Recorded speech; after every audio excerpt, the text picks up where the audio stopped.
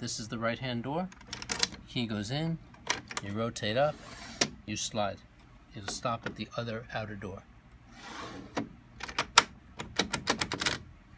The middle door has play, but it's still covered. And that's because of the slot that the cam is in. I rotate the cam, I could open it up until it hits the key.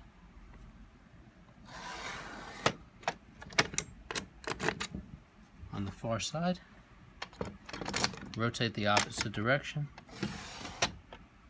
and I can move the door.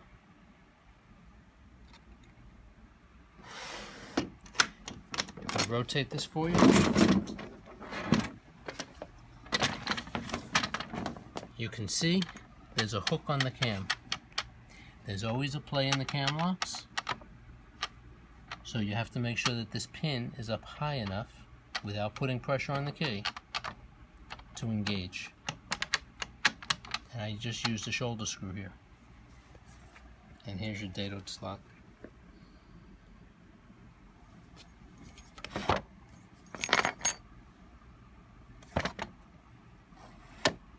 That's it.